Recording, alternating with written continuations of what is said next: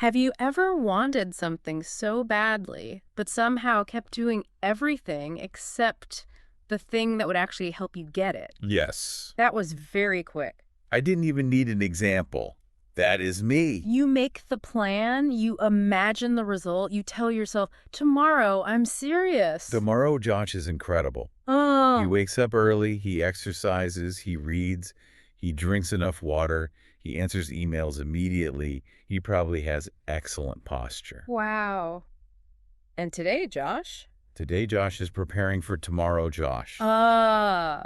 Very important work. Someone has to do it. And then tomorrow arrives. And tomorrow, Josh has mysteriously disappeared. So today, we're going to figure out why that keeps happening, why people with big dreams can still feel completely stuck, and more importantly, how to stop waiting for the perfect version of yourself to arrive and start moving with the person you are today. So we're finally canceling tomorrow, Josh. Not canceling him, just But- making him stop doing all the work. Honestly, present Josh appreciates that. Hey everyone, welcome back to Two English Mugs. I'm Emma. And I'm Josh, the podcast where we help you speak real English without sounding like you swallowed a grammar book. And today, apparently, where we investigate your very complicated relationship with tomorrow. I knew I should have stayed home. Too late.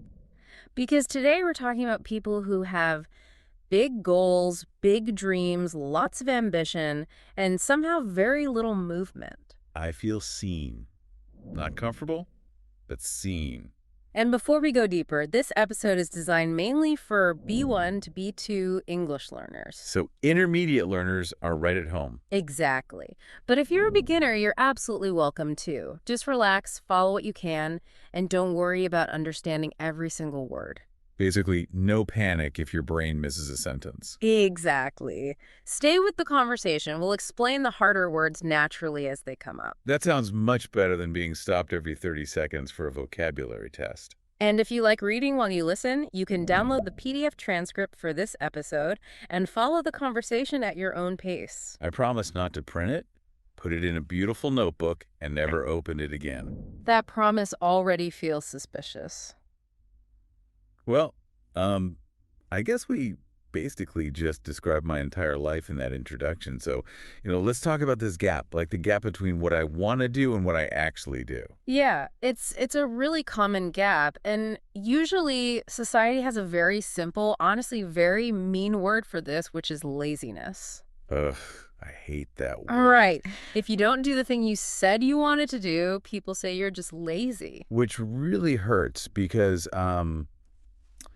I actually do want to achieve my goals. Like, I want to get fitter, I want to write a book, and I really want to learn how to play the guitar. Oh, yeah. You even bought a guitar, didn't you? I did. It's like this really beautiful acoustic guitar. Yeah.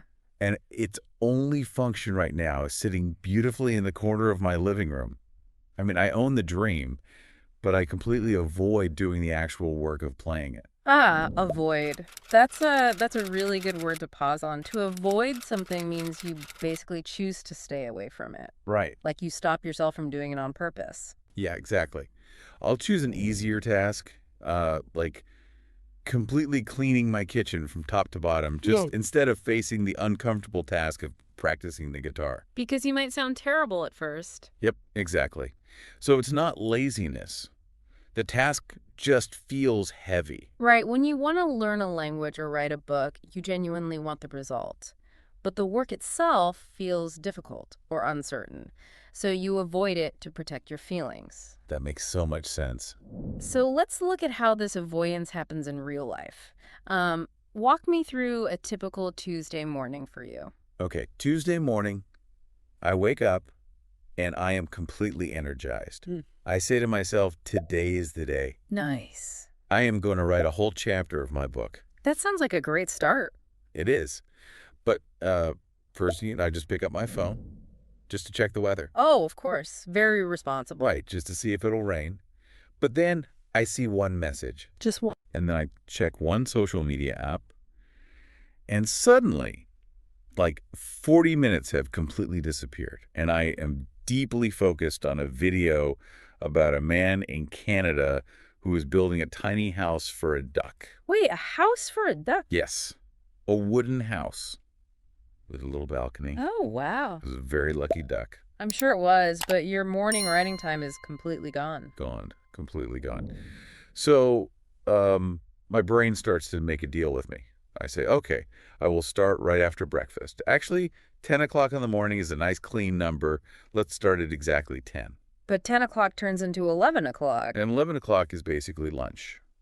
And, after lunch, I feel very sleepy. Naturally. So I push the task again, and suddenly it's tomorrow's problem. And how do you feel when nighttime finally arrives? Oh, I feel completely guilty. Let's explain that word for our listeners, too. So feeling guilty, Yeah. it means feeling bad because you know you did something wrong. Or in this case, feeling bad because you broke a promise to yourself. It is such a heavy feeling. You just lie in bed, and your brain plays a movie of all the things you didn't do. And to escape that guilty feeling, what do? I mean, you don't get out of bed and do the work. No, I just make a bigger plan for the next day. Exactly. Nighttime Josh has so much confidence. I tell myself, tomorrow I will wake up at 5 in the morning, run 10 kilometers, and learn Spanish. Yeah, we try to use planning as an excuse not to start. This happens so often. We convince ourselves that preparing to do the work is the same thing as actually doing the work. Oh, I am the king of preparing. Yeah. Buying the new pens, downloading the new productivity app, making a really colorful schedule. Think of it like this. Reading 7 books about running. Yeah. Even if you are wearing your expensive sports clothes while reading them on the sofa, is not running. But I look so athletic while I'm reading. Planning definitely has value, but it is a trap. Ambitious people, people with big dreams, often make their beginnings way too enormous. Yeah. They don't want to just go for a short walk. They want to completely transform their bodies in 1 week. That makes sense. Like if I want to write a successful book, sitting down to write one single badly written page just feels useless. Exactly. You don't want to write a bad page. You want to write a bestseller. So instead of writing the bad page, you do nothing. Yeah. And this is caused by perfectionism. Perfectionism. That basically Yeah. means wanting everything to be completely flawless. Yeah. With absolutely zero mistakes. Yes, and people love to pretend that perfectionism is a positive thing. They call it having high standards. Right. But doing nothing is just a way to keep your imaginary dream perfectly safe. If you never actually play the guitar, you never have to accept that you're bad at it. Wow. So perfectionism is really just fear wearing a nice suit. Yeah. Doing nothing keeps the dream safe, but it means I never actually learn. That's right. So when people feel stuck like this, what do they usually think they need more of? Motivation. I always hear people say they're just waiting for motivation to hit them, like lightning. But relying on motivation is a terrible idea because motivation is just a feeling, And feelings change. like the weather. That is so true. Sunday night energy is like a beautiful sunny day. You map out the perfect week. You're going to cook healthy food every single day. But then a rainy Tuesday morning arrives. You slept badly. You feel tired. And the motivation is completely gone. So if motivation is like the changing weather, what actually works? Systems work better than feelings. You need a routine. A routine. Yeah, a routine is doing something automatically in the same way every day without waiting for inspiration. Kind of like brushing your teeth. Exactly. Brushing your teeth is boring. You don't stand in the bathroom waiting to feel inspired by your toothpaste. No, you just do it. Right. Because it's a routine. But when people hear the word routine or the word discipline, they imagine something terrible. Yeah. How would you explain discipline to someone learning English? Well, how do you imagine it? I always imagine extreme discipline, like waking up at 5 in the morning, taking a freezing cold shower, running up a mountain, and eating sad green food that basically tastes like grass. Yeah, that is how the internet sells it. But real discipline is actually very quiet. Quiet discipline just means keeping a tiny promise to yourself. A tiny promise. It means saying, I promise to walk for 10 minutes today, so I will put on my shoes and walk for 10 minutes. Wait, no dramatic music? No running up a mountain? No dramatic music, just 10 minutes. And this is the real secret. If your big plans keep failing, you shouldn't try harder. You should make the daily plan embarrassingly small. Embarrassingly small. So if I want to read more books, I shouldn't try to read a whole chapter. No, commit to reading just 2 pages. And if I want to get fit 5 minutes of movement, and writing my book. 1 paragraph. Okay, see, my brain really hates this idea. It feels completely useless. 2 pages isn't going to change my life. That is the trap. Big dreams do not require huge daily actions. They just require you to be consistent. Oh, let's explain consistent. So being consistent means doing something regularly. Yes. It means doing it over and over again, even if it is not perfect. Exactly. It's very unglamorous. It is boring. But being consistent is how life actually changes. One small walk, one short paragraph, day after day. Okay, but here is where I always mess up. Let's say I am doing the small thing. I'm being consistent for 4 days in a row. And then, well, Friday happens, I get busy, I miss day 5. And what does your brain say? My brain completely panics. Yeah. It dramatically declares, it's over, I failed, the week is ruined, so I might as well eat a whole pizza. Yeah, we call that the all or nothing cycle. You miss one single day and suddenly you throw the whole project in the trash. Why do I do that? It's so silly. Because you don't know the difference between honest self-talk and cruel self-talk. Honest versus cruel. Give me an example. Cruel self-talk takes one mistake and attacks your character. It says, I am hopeless, I am completely useless, I never finish anything. Oh, yeah. I know that voice very well.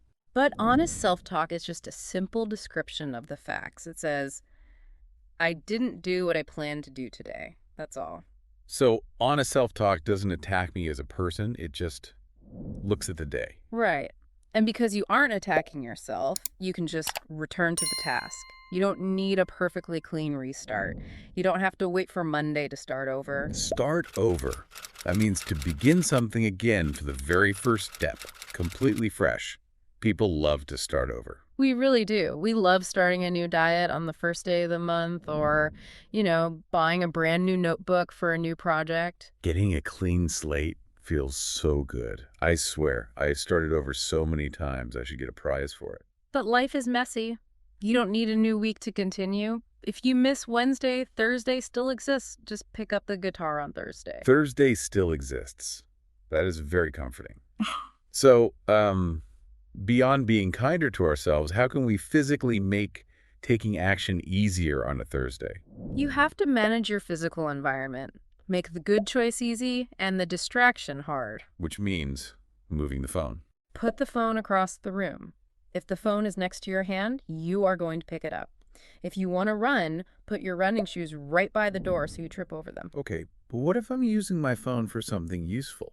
Like, what if I am watching a really good educational video about how to be productive? This is gonna hurt a little bit. Please be gentle. Watching 15 videos about productivity is not productivity. Ouch. Watching fitness videos is not exercise. The information, the vocabulary, the advice, it all must leave your notebook and become real life. So I am basically just using learning as another way to avoid doing the hard thing. Yes. But when you take small actions, you create something amazing. You create evidence. Evidence. Like in a police investigation. Exactly like that. Evidence is proof. Small actions provide physical proof that you can trust yourself. So if I just sit on my sofa and tell myself, I believe in myself, I am a writer, my brain doesn't believe it. Your brain wants proof. But if you write for just 5 minutes every day for a week, you have actual evidence. Action turns, I believe I can do it, into I actually did it. Action is evidence. Sure. That is powerful. But there's one last problem. I always feel like I just need to wait until I feel ready. Ready for the gym, ready to write. Let me ask you, how often do you actually achieve that perfect feeling of being ready? Literally never. Because ready is just another version of tomorrow. It doesn't exist. You have to stop waiting to feel ready and just accept that you are going to start badly. But I don't want to start badly. It's embarrassing. Everyone who is good at something was once very bad at it. You cannot skip the beginning. So what does this mean for our big dreams? Do I have to throw away my ambition? Not at all. You keep the big dream, keep the beautiful vision of the finished book or the perfect health. Ambition is like a compass. It tells you which direction to walk. What? But you must ask today to do less work. Think of it like building a house. A tiny house for a duck. Or a large house for a human. If you want to build a house, today does not have to build the whole house. Today just has to carry one brick. Exactly. Keep the big dream of the house, but shrink today's job down to one single brick. Ambition points the way, but small action is the only thing that actually builds the wall. Dreaming is so safe. When I just imagine playing the guitar, I am an amazing musician. Reality brings mistakes. Right. But reality is also the only place where I can actually learn to play. So we want to ask you, our listeners, a question today. Think about your own life. What is one thing, a project, learning English, a health goal, that you keep moving into tomorrow? And how can you make the next step smaller? Seriously, leave poor Monday alone. Monday has suffered enough. What is one embarrassingly small thing you can actually do today? All right, let's slow things down and move to Vocab Unwind. This is where we quickly review some of the vocabulary we used today. Josh, you want to start? Absolutely. The first phrase is to put something off. This means delaying a task or moving it to a later time.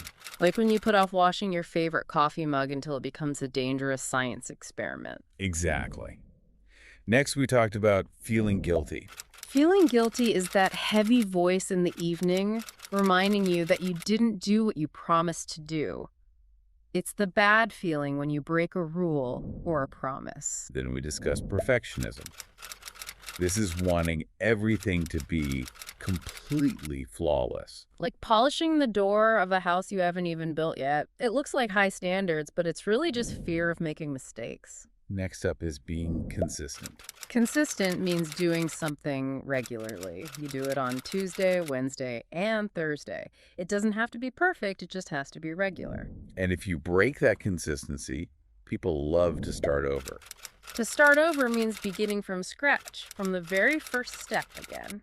I joke that I should earn loyalty points for starting over so many times, waiting for a new Monday, a new month, a new year. But you don't need to start over, you just need to show up. To show up simply means arriving and being present. Half of success is just appearing in the room, even if you are tired. Perfect. So, before we let you go, we want to ask you for two things in the comments. First, what was your listening score today? Yeah, did you understand 50%, 90%? Let us know. And second, comment with one small action you are actually taking today. Remember, just one brick. No 5-year plans, please. We do not have time to scroll through massive life plans in the comments. Just the small action. And remember, if you want to check any expressions you missed, you can download the PDF transcript for this episode. Also, if you felt understood today, give us a warm like and subscribe to 2 English Mugs. Next week, we will be back with another daily conversation topic to help you learn real English. Before we finish, Josh, what are you doing about the guitar? Today. Today. 5 minutes. At Tomorrow, 5. Josh can handle the world tour. There he is. Still dreaming big. And maybe that's okay. Keep the big dream. Just make today's job small. 1 brick. Exactly. 1 small action. And then another when tomorrow actually arrives. Without making a new life plan at 11:47 p.m. Especially without that. Thanks for sharing another mug with us. Keep listening, keep growing, and be kind to yourself while you're getting there. Take care of your family and keep your English cozy. See you next time. Bye.